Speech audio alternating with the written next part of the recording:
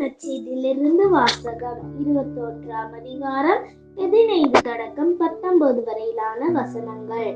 தம் சீடர்களுக்கு தோன்றி இயேசு சீமோன் பேதுருவிடம், யோவானின் மகன் சீமோனே, நீ இவர்களை விட மிகுதியாக என் மீது அன்பு செலுத்துகிறாயா என்று கேட்டார்.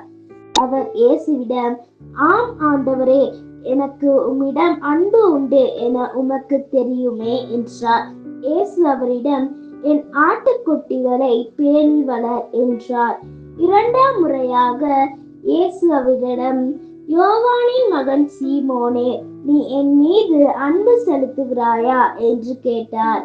அவர் இயேசுவிடம், ஆம் ஆண்டவரே, எனக்கு உம்மிடம் அன்பு உண்டு என உமக்கு தெரியுமே என்றார்.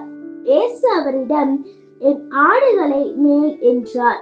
மூன்றாம் முறையாக இயேசு அவரிடம், யோவானின் மகன் சீமோனே, உனக்கு என்னிடம் அன்பு உண்டா என்று கேட்டார்.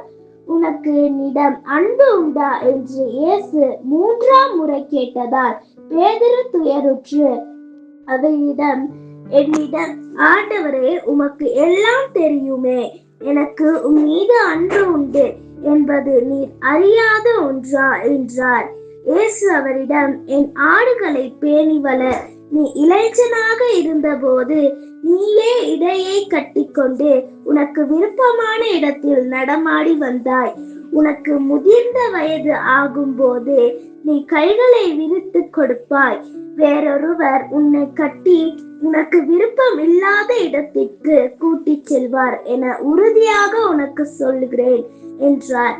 பேதுரு எவ்வாறு இறந்து கடவுளை மாட்சிப்படுத்த போகிறார் என்பதை குறிப்பிட்டே அவர் இவ்வாறு சொன்னார்.